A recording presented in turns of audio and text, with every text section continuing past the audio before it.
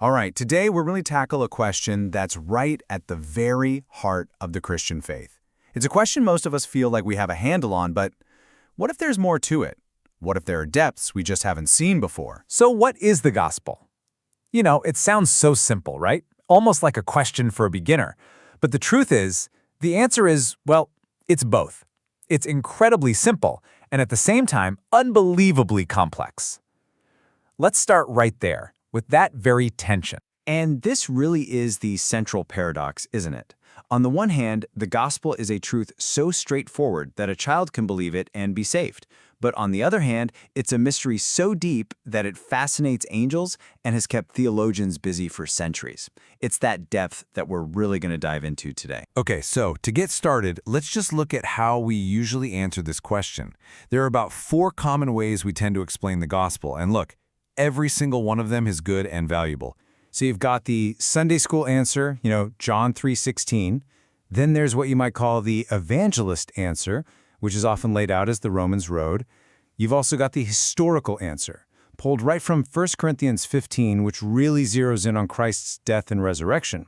And finally, the theological answer, which kind of wraps up the core truths of the Reformation and the 5 solas. And here's the thing. All of these, they're good, they're right, but they aren't the whole story. And this is the key point we need to grab onto. Even if you take all 4 of those powerful summaries and stack them together, we're still just reading one chapter. Now, it's the most important chapter for sure, but it's still just one chapter in a much, much bigger story that runs through the entire Bible. So to really get that bigger story, we've got to go back. I mean, way back. Not just to the New Testament. We're going all the way back to the book of Genesis, to a promise God made to a man named Abram. Just listen to this promise from Genesis, chapter 12. God calls Abram and he says this, "And all peoples on earth will be blessed through you." Now, when you first hear that, you might not immediately think gospel, right? But let's see how the Apostle Paul understood this exact moment. And this is where it all clicks into place. In Galatians chapter 3, Paul actually writes that Scripture, get this, announced the gospel in advance to Abraham. And what does he quote? That very same promise from Genesis. So Paul himself explicitly calls this ancient promise the gospel. And that changes everything. So think about what Paul is doing here. It's incredible.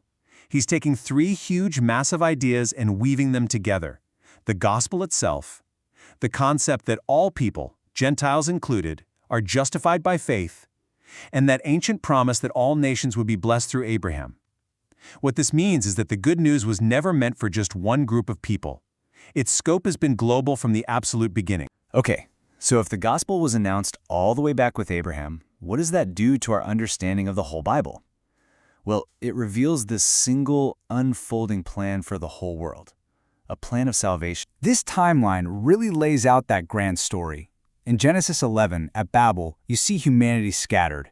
Then, and this is amazing, immediately in the very next chapter, Genesis 12, God kicks off his plan to reverse that scattering. He promises to gather and bless all nations through Abraham. And that promise, it finds its ultimate fulfillment in Jesus the Messiah. And it's being lived out right now, today, in the church, which is this single, multi-ethnic family of God. Seeing this whole Bible gospel really means we have to recognize this pattern of shadow and reality. Just think about it like this. All those things in the Old Covenant, like ethnic Israel, the law carved on stone tablets, the physical temple, they were all shadows. They were pointers. They were pointing forward to something real. And they find their true substance, their reality, in the New Covenant, in a multi-ethnic people of God, with the law now written on our hearts and in us, the believers actually becoming the temple of God's Spirit. So what does all this mean for us right now?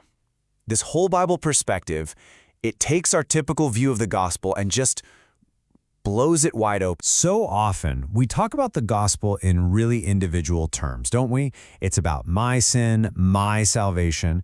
And let's be clear, that personal part is absolutely true. It's essential.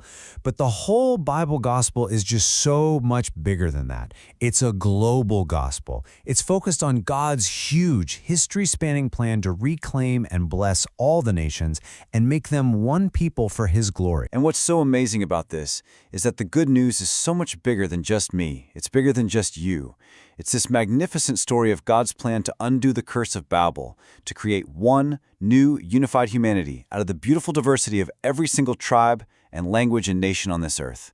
All right, so after all that, how can we boil this down? How do we summarize this broader, fuller, whole Bible gospel? Well, here it is. When you look at it through the lens of the entire Bible, the gospel is this. It's the good news of God's unfolding plan, a plan that was promised way back when to bring his saving blessings to all the nations of the world through Abraham's ultimate descendant, Jesus the Messiah. And that, of course, leaves us with one last vital question. If this ancient, global promise is the gospel, well, how does that change the way we see the world around us? How does it affect our view of our neighbors, whether they're right next door or all the way across the globe? And what does it mean for God's mission today? That is the challenge this whole Bible gospel presents to us.